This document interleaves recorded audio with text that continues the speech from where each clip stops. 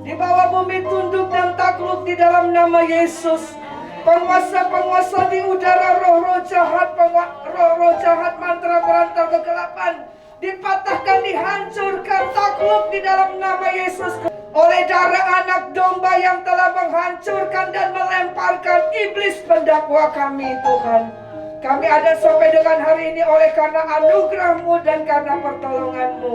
Kami mau duduk diam mendengarkan firman Tuhan.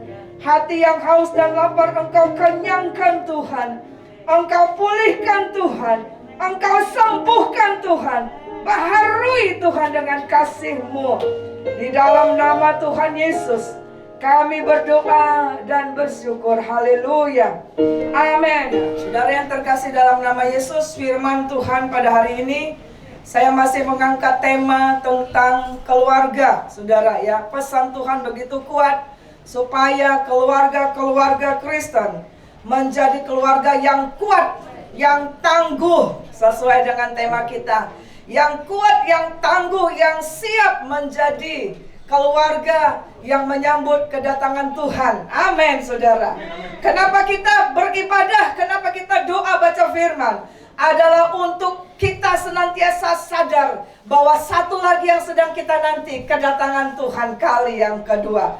Kita berharap saat sangkakala Allah berbunyi, semua orang yang siap sedia di dalam hadirat Tuhan akan dengar sangkakala, dan kita akan diubahkan dalam sekejap waktu. Amin. Mari kita akan bangkit berdiri. Kita akan baca kitab Lukas 2 ayat 51 sampai dengan ayat 52. Kita baca ya, Lukas 2 ayat 51 sampai dengan 52. 1, 2 ya. Lalu ia pulang bersama-sama mereka ke Nazaret, dan ia tetap hidup dalam asuhan mereka. Dan ibunya menyimpan semua perkara itu di dalam hatinya. Dan Yesus makin bertambah besar, bertambah hikmatnya dan besarnya, dan makin dikasihi oleh Allah dan manusia. Silakan duduk, saudara. Saudara, pada hari ini tema kita yang ketiga masih tentang keluarga, tentang generasi terpuji. Kalau minggu lalu apa, saudara? Generasi terpuji dia harus apa? Halo? Harus dipulihkan. Halo? Dipulihkan gambar dirinya. Untuk saudara dan saya, kita menjadi generasi terpuji adalah apabila saudara dan saya, gereja Tuhan telah dikembalikan sesuai dengan gambaran dan rupa Allah ketika Tuhan menciptakan manusia. Sehingga minggu lalu generasi terpuji itu harus mengalami apa? Pemulihan gambar diri. Ya. Hari ini dalam kitab Lukas 2 ayat 51 dan 52, saya beri tema adalah generasi terpuji. Ayat 51 tadi dikatakan, dan ia tetap dalam, coba tampilkan dulu. Coba baca sekali lagi Lukas 2 ayat 51 tadi. Lukas 2 ayat 51 tadi. Iya. 51. Ya, lihat saudara ini ya. Dan coba sama-sama, dan ia tetap hidup dalam asuhan mereka. Siapa ia? Yesus. Yesus secara kemanusiaannya, walaupun dia Tuhan 100%, dia 100% manusia, tetapi saudara, ketika dia masih dalam posisi anak, dia hidup dalam keluarga ayahnya dan ibunya, yaitu Maria dan Yusuf. Ayat ini berkata, Yesus apa? Yesus tetap hidup dalam asuhan mereka. Nah, saudara yang terkasih, baru nanti kita lihat ayat 52 disebutkan, maka Yesus makin bertambah besar, makin bertambah hikmat dan besarnya, dan makin dikasihi oleh Allah dan manusia. Hari ini kita mau mengerti adalah kenapa Tuhan Yesus berkata, gembalakanlah domba-dombaku.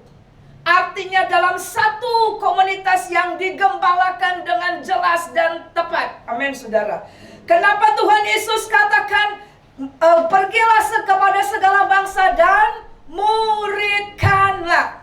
Hari ini kita belajar Yesus memberi teladan dalam hidupnya, dan Yesus tetap dalam asuhan orang tuanya. Ya. Nah, saudara yang terkasih dalam nama Yesus, kita baca Ulangan 26 ayat 19. Mari kita akan baca. Kita ingat kembali ayat ini. Yuk, 1, 2 ya. Dan ia pun akan mengangkat engkau di atas segala bangsa yang telah dijadikan untuk menjadi terpuji, ternama, dan terhormat. Maka engkau akan menjadi umat yang kudus bagi Tuhan Allahmu, seperti yang dijanjikan Tuhan. Saudara, kita lihat bahwa ketika kita telah dipulihkan gambar diri kita yang rusak karena dosa, karena pemberontakan kita dipulihkan kembali, maka saudara, itulah yang bisa membuat kita terpuji, ternama, dan terhormat, saudara. Amin. Dan hari ini kita lihat, untuk kita menjadi terpuji, ternama, dan terhormat, kenapa Yesus beri teladan? Kenapa ayat itu dituliskan satu-satunya? Bahwa Yesus tetap dalam asuhan mereka. Karena ini untuk mengingatkan, untuk saudara dan saya, umat Tuhan menjadi terpuji, menjadi ternama, menjadi terhormat, perlu proses. Amin. Tidak bisa ujuk-ujuk kita menjadi anak yang baik. Tidak bisa tiba-tiba dia hormat kepada orang tua. Tidak bisa dia begitu baik di dunia kerja tanpa ada proses pembentukan di keluarga. Ya, kita baca kembali slide yang berikutnya. Lihat di sini. Saudara lihat, itu ada gambar Yesus.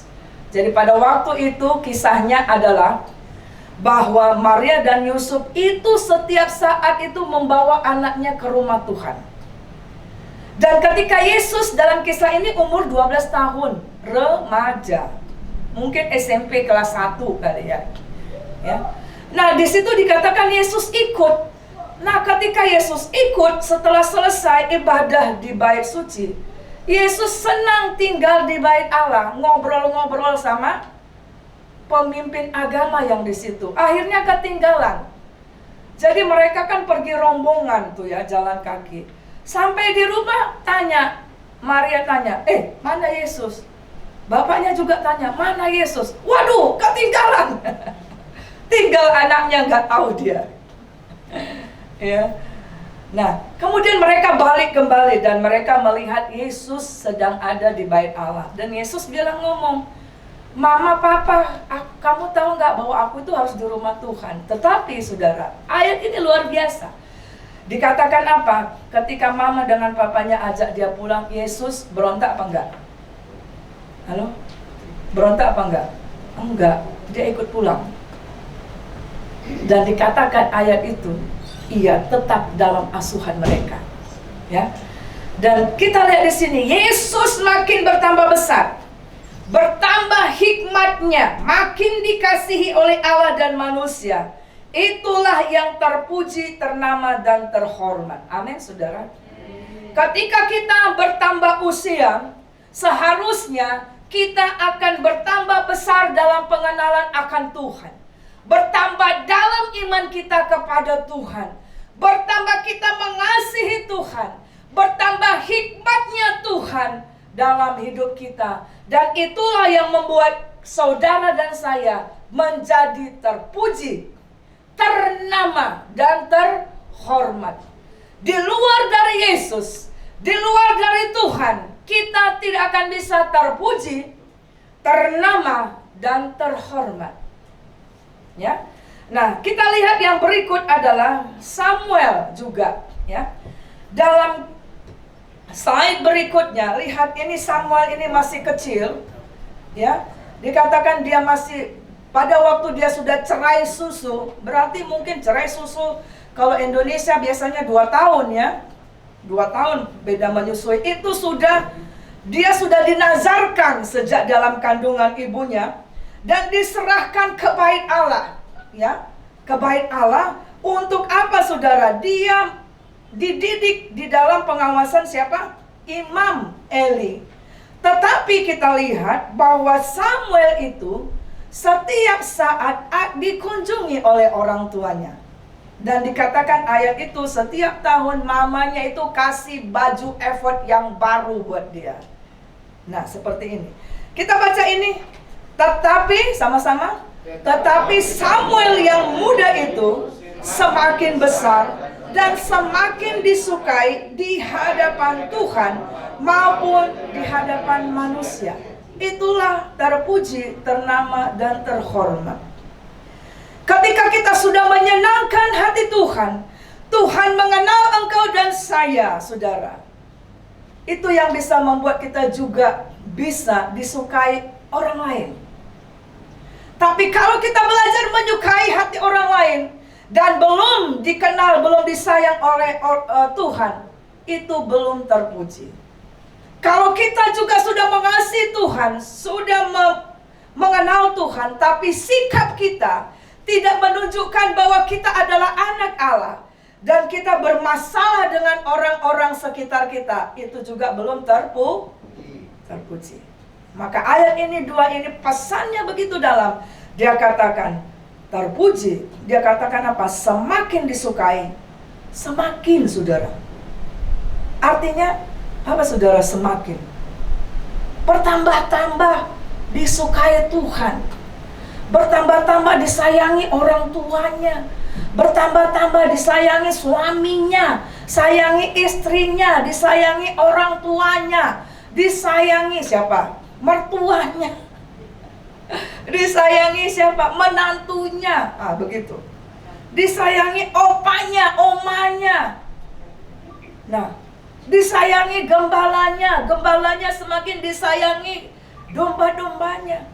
Gitu, saudara. Ya. Nah, mari kita lihat ada 3 hal yang kita belajar. Kenapa disebutkan generasi terpuji? Supaya saya dan saudara menjadi terpuji, ternama, dan terhormat, kita harus dalam satu asuhan. Tetap, selalu, always. Nah, gitu ya. Yang pertama adalah, mari kita akan baca. Yuk. 1, 2, 3. Untuk menjadi terpuji, ternama, dan terhormat, butuh proses penanaman apa? Nilai-nilai terpuji terus, artinya continue. Saya kasih gambar di bawah itu. Anak yang ketika ada sampah, kemudian dia akan kutip, kemudian dia akan buang, itu enggak tiba-tiba. Tapi dia melihat teladan, diajarkan di rumahnya. Nah, ada sampah, itu tempat sampah. Satu kali mungkin dia lupa. Besok diingatkan. Lusanya lupa lagi, tapi diajar. Nah, ketika dia sudah dewasa, dia akan ingat itu. Ya, itu contoh. Ada satu ilustrasi, kisah yang benar, bukan ilustrasi, kisah yang benar. Jadi ada anak muda ini mengikuti satu tes, ya, di satu perusahaan besar. Jadi perusahaan itu dia masuk ke dalam satu ruangan, satu tempat itu luas besar. Jadi mulai dari masuk pagar, dia sudah menjumpai ada tanaman, kemudian masuk ruangan dan tidak dijumpai orang. Ketika dia masuk di dalam halaman, dia melihat kok air kerannya mengalir. Kemudian dia nggak disuruh, dia pergi, dia matikan keran air. Kemudian itu terang benderang, dia masuk ke dalam ruangan. Dia melihat, wah ini masih ada matahari. Kok hidup semua lampunya? Kok misalnya nggak ada orang, AC-nya hidup. Dia pergi matikan. Nggak ada orang ya. Dia duduk di sana. Nah, kemudian dia lihat di ruangan itu sementara dia duduk, loh, kok ada sampah? Dia kutip sendiri. Dia lihat ada tempat sampah, dia lakukan. Nah, ketika giliran dia masuk ke dalam ruang penguji untuk wawancara, pengujinya langsung bilang, apa? Kamu diterima, kamu lulus. Dia kaget. Loh, aku belum ditanya. Kok aku sudah lolos? Apa yang dikatakan? Kami sudah melihat Dari kamu masuk sampai ada di sini melalui CCTV ya, kamu orangnya belum dibilang sudah mengerjakan jauh lebih banyak dari apa yang seharusnya kamu kerjakan. Berarti ketika kamu masuk nanti di perusahaan ini, kamu itu orangnya nggak usah dibilang-bilang akan mengerjakan dengan sukacita, dengan tulus hati. Itu yang kami cari. Yang bekerja bukan hanya karena dilihat oleh bos. Gitu saudara. Kenapa anak ini bisa begitu? Itu tidak tiba-tiba, tapi karena dia ada dalam asuhan mama dengan papanya. Ngerti ya? Gitu saudara. Makanya sejak dari kecil saudara, kita harus jangan lupa nih orang tua ajarin. Ini panggil opung, ini panggil tante, ini panggil apa? Bapak udah. Gitu saudara. Ya kan?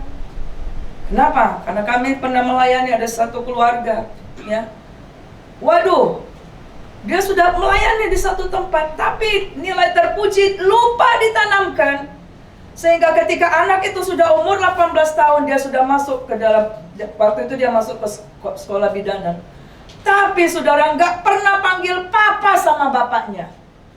Papanya juga tidak pernah panggil sayang atau panggil anaknya. Ho, kau. Waduh, ngeri. Dan caci maki ada di sana saudara. Ngeri saudara. Dan itu pasti akan terlihat di mana pola asuh itu hubungan dari suami istri. Kalau dia lihat mama papanya berantem terus, piring pecah, sapu terbang, ada nenek sihir kali. Kita pernah ada dongeng ya, nenek sihir itu naik sapu. Ya, saudara bisa bayangkan, nanti di nikah rumah tangga pun dia tidak akan menghargai suasana rumah. Ya. Perilaku terpuji seperti gambar sebelah. Kalau dia suka duduk diam baca firman, itu juga dilihat apa? Karena dia melihat papanya, mamanya suka baca Alkitab. Ketika dijumpai mana mama, wah sedang lagi di ruang doa, sedang menyebut namaku. Makanya seharusnya ketika sekarang ini orang cenderung meninggal itu, kalau ibu-ibu dinyanyikan apa? Dido, ibuku. Benar nggak kita sudah doakan gitu saudara? Jangan-jangan nyanyian yang dinyanyikan nggak benar. Bisakah ayah-ayah juga akan seperti itu? Papa dengan mama jangan lupa menanamkan nilai-nilai terpuji terus-menerus. Kalau ingin melihat ke depan, anak-anak itu hormat, memelihara kita di dalam masa tua. Amin, saudara. Nah, itu yang pertama, ya. Makanya kenapa dikatakan tetap dalam asuhan mereka. Nah, slide berikut lihat di sini ya. Generasi terpuji, ternama, terhormat itu tetap hidup dalam asuhan mereka. Ayat itu jelas disebut tetap hidup dalam asuhan mereka.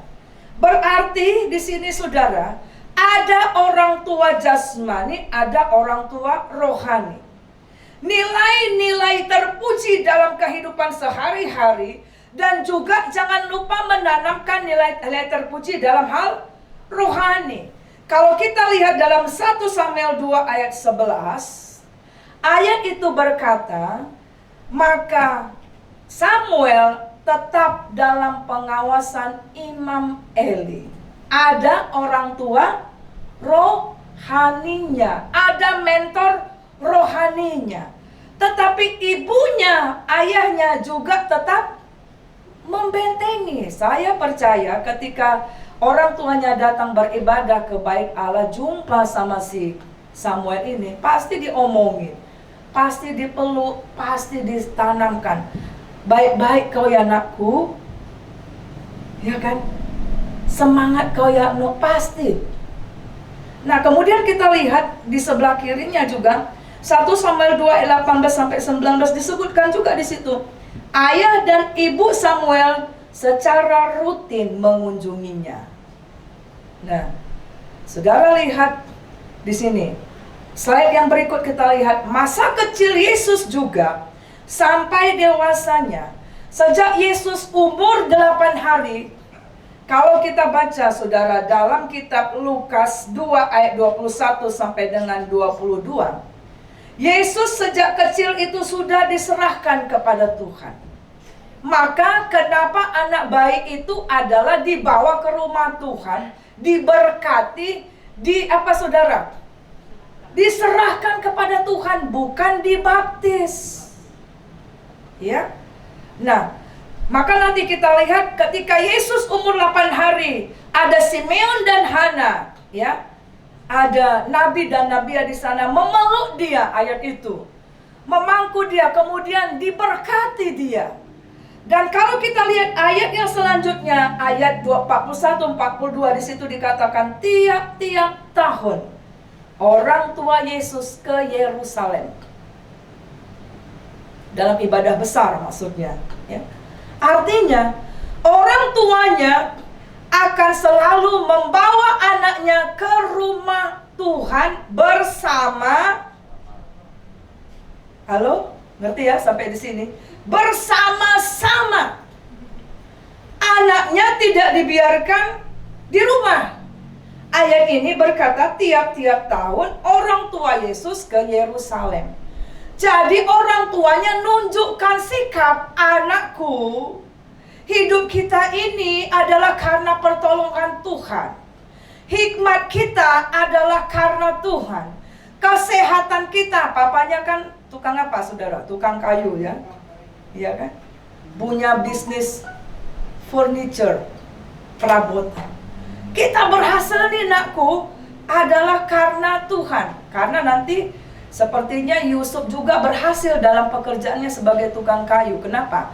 Nanti ada kisah yang berikutnya, orang akan melihat, loh ini bukannya Yesus, anak Yusuf si tukang kayu. Kan ada disebut.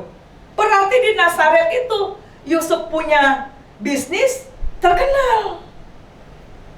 Betul gak? Kalau misalnya dibilang, itu tuh si Mega anaknya Pak Tanggang, berarti orang kenal Pak Tanggang itu. Ngerti ya? Sampai sini ya. Nah, kita lihat dalam Lukas 2:51, bahkan di situ dikatakan Yesus tetap hidup dalam asuhan mereka. Nah, mari kita lihat yang berikut lagi ya. Seperti di awal saya sebut Matius 28 ayat 19 sampai 20. Mari kita akan baca ini. Yuk. Ini adalah pesan Yesus sebelum dia naik ke surga dan disebut amanat agung. Kita baca Matius 28 ayat 19 sampai 20. Ayo kita baca. 1, 2 ya. Karena itu, pergilah, jadikanlah semua bangsa muridku dan baptislah mereka dalam nama Bapa dan Anak dan Roh Kudus. Ayat 20. Dan ajarlah mereka melakukan segala sesuatu yang telah kuperintahkan kepadamu, dan ketahuilah aku menyertai kamu senantiasa sampai kepada akhir zaman. Nah, apa yang mau kita angkat di sini? Ini berbicara tentang Yesus yang disebutkan tetap hidup dalam asuhan mereka. Yesus juga selama dia hidup di dunia, selama pelayanannya, dia juga apa? Memuridkan. Ada 12 murid Yesus. Tetapi kalau kita lihat yang berikutnya, ada 70 rasul juga. Nanti ketika Yesus naik ke surga, ketika curahan Roh Kudus, dikatakan ada 120 murid di sana. Dan Yesus mengingatkan gereja Tuhan juga, ya. Amanat agung dikatakan apa? Menjadikan murid. Murid itu berarti apa, saudara? Tetap dipimpin, tetap dibimbing, tetap diperhatikan tumbuh kembangnya secara rutin. Nah, pengikut Yesus itu harus tetap dalam asuhan untuk proses pertumbuhan rohaninya. Jadi kenapa ada orang yang sudah terima Yesus tapi nggak pernah bertumbuh dalam kerohaniannya? Sederhana saja. Evan, kau yang doa. Nggak mau lah Bu. Misalnya, Evan ini nggak. Kemarin dia sudah sharing firman. Kan gitu. Misalnya, padahal sudah tua kan di Parteng Miangan kan. Bapak yang doa. Nggak usah aku lah. Mama aja. Lah, doa nggak bisa, saudara. Gimana saudara? Berarti dia nggak suka doa dong. Ngerti saudara ya? Nah, saudara yang terkasih, murid itu berarti apa? Ada guru, ada murid. Berarti apa? Dibimbing secara rutin, itulah tetap dalam asuhan. Ini ada beberapa guru di sini, atau mungkin ada mantan guru juga di sini, atau ada yang sedang, ya. Di kami Elvina guru. Pertanyaannya, apakah setiap hari murid yang diajar itu berbeda-beda? Gimana Ibu Elvina? Beda nggak muridnya dalam satu kelas? Hah? Halo?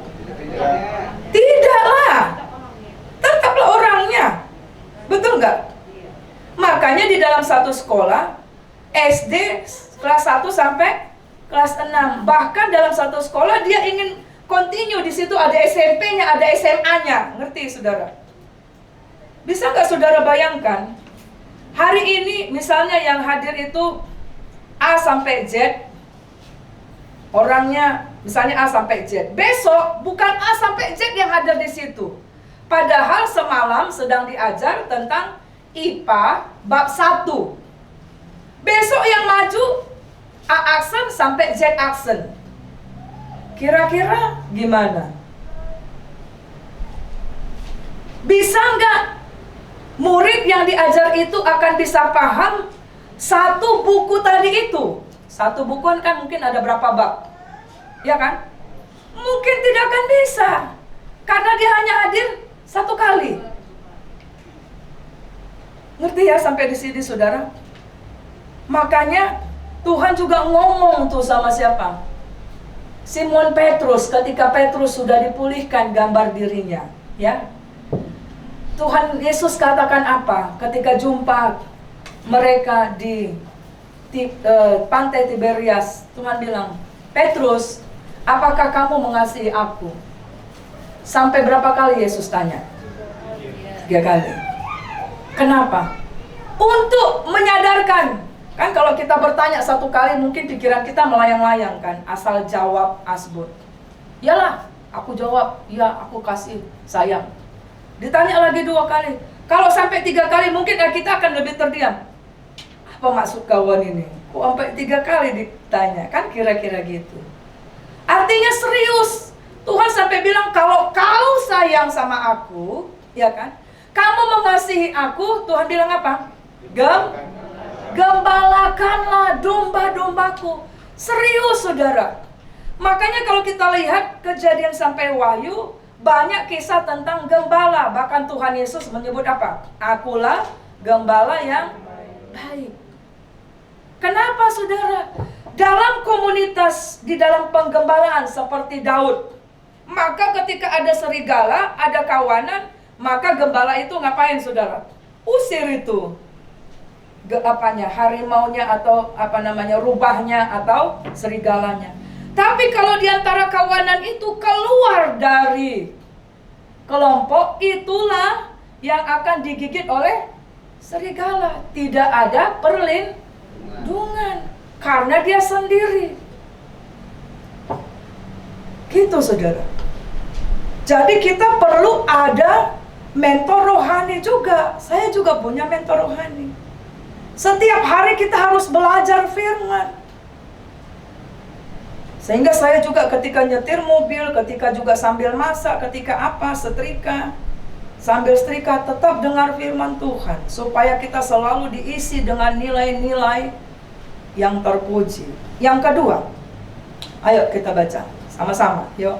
Ini proses apa? Ini ada gambar seorang anak dengan seorang ibu. Sedang ngapain? Sedang belajar. Ya, yuk kedua. Yang kedua, ada sinergi yang kontinu antara pengasuh dan yang diasuh. Guru dengan murid, orang tua dengan anak, gembala dengan dombanya, murid dengan guru. Ya, itu harus sinergi. Kalau mamanya saja yang ayo belajar, anaknya kagak mau, bisa terjadi? Hah?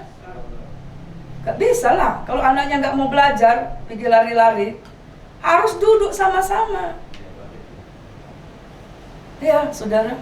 Kalau gembalanya semangat memuridkan, tapi gak ada jemaat yang datang dimuridkan, bisa terjadi.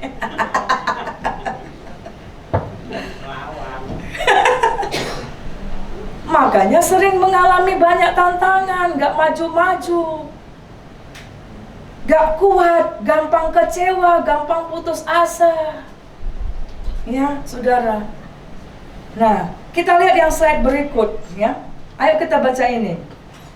Orang tua, sama-sama yuk.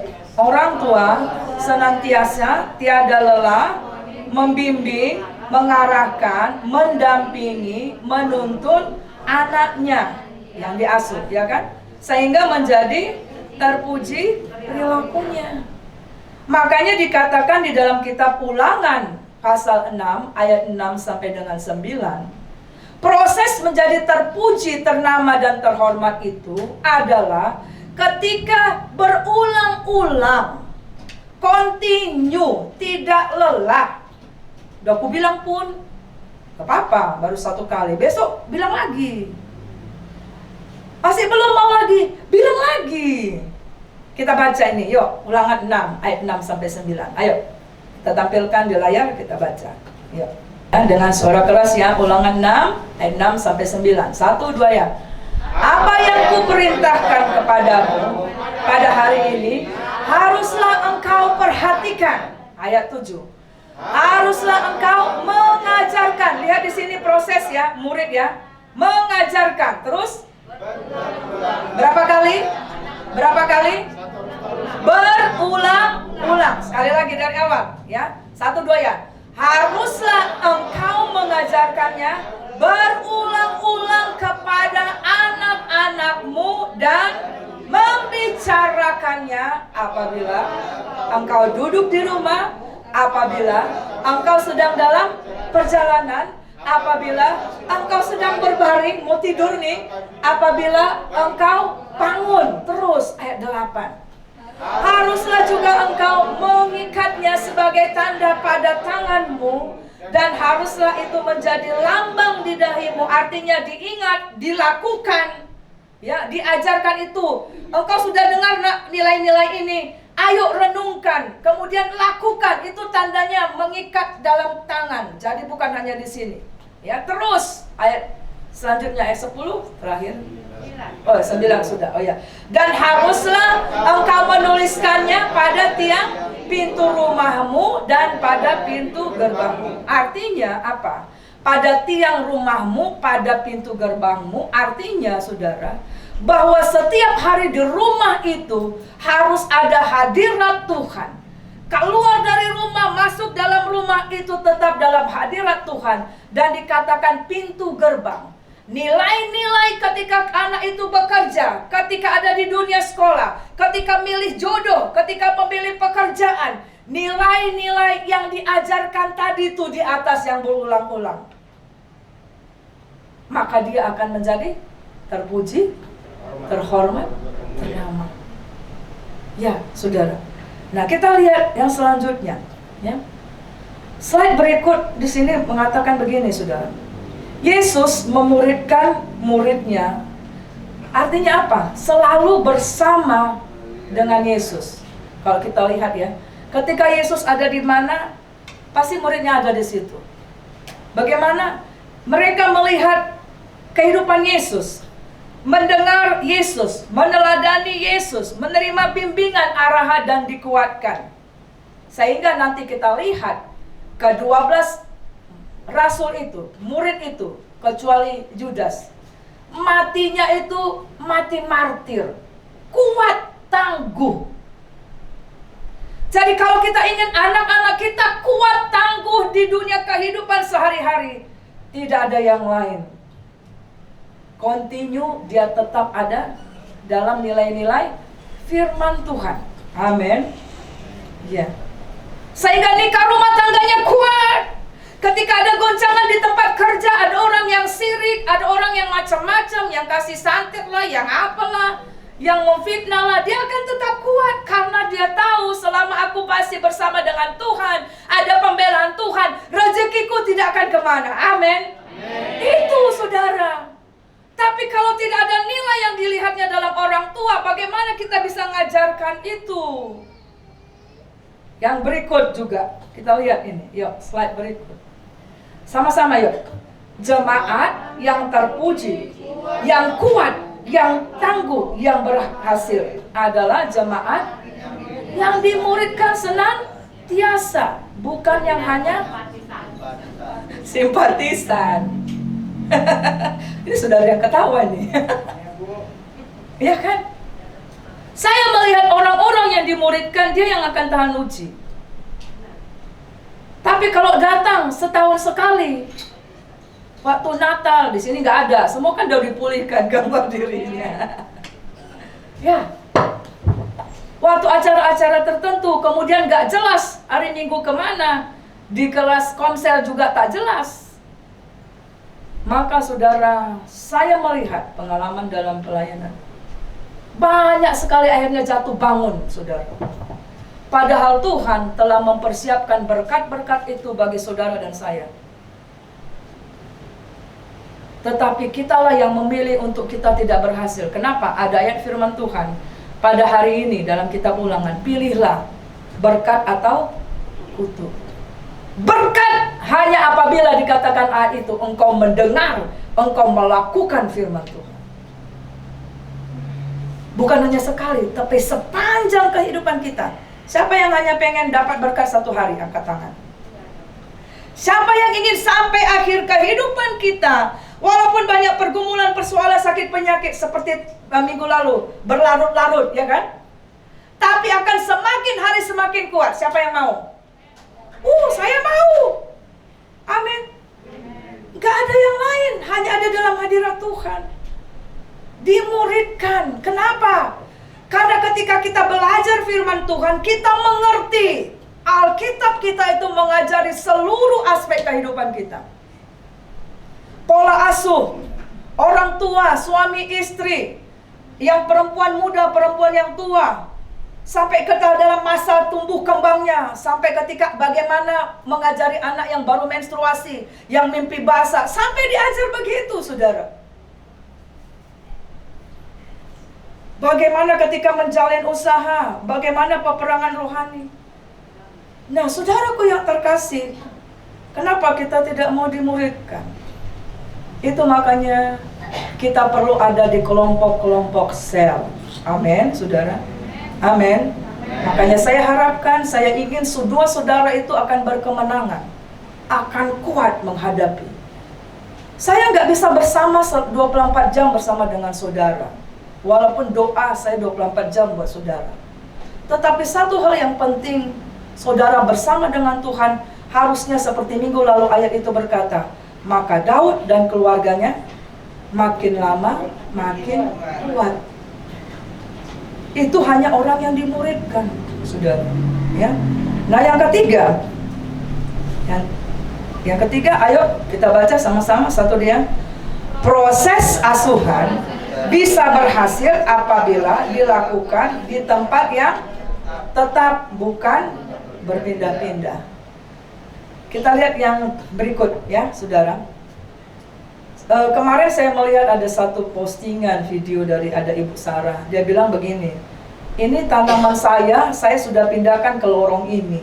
Tapi saudara, sejak aku pindahkan tanamanku ke sini, dia seperti ngambek.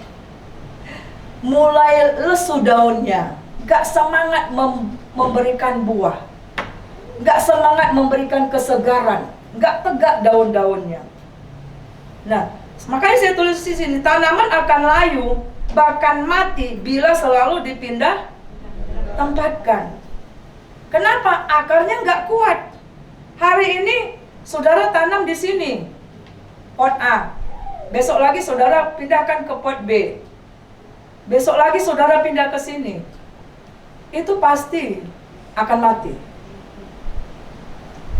Nah, murid juga saudara, kalau dia tidak telaten, dia nggak mungkin lulus mendapat sertifikat SD, SMP, SMA dan selanjutnya, betul nggak? Tidak akan mungkin dia akan berhasil menguasai pelajaran itu kalau dia tidak tekun datang dan belajar di sekolah yang sama, di kelas yang sama. Makanya di kelas itu, di sekolah itu ada namanya wali. Ngerti ya saudara? Kenapa? Wali kelas itulah yang bertanggung jawab melihat tuh, mana nih anak yang pandai, mana anak yang jeblok nilainya. Kan gitu, saudara ya. Dan itu hanya akan bisa dipantau, bisa melihat. Jadi anak ini sebelum akhirnya, kan ada evaluasi tengah-tengah semester gitu ya. Ketika dilihat gurunya nilainya nggak bagus, supaya dia nggak tinggal kelas, maka dia ini akan ada bimbingan tersendiri. Kan gitu, saudara. Nah, selanjutnya kita akan lihat slide berikut. Ayo sama-sama. Orang Kristen yang tidak tertanam, tidak dimuridkan, dia tidak tumbuh di gereja lokal, pasti tidak kuat dan akan mati rohaninya dan perilakunya pasti tidak. Kenapa?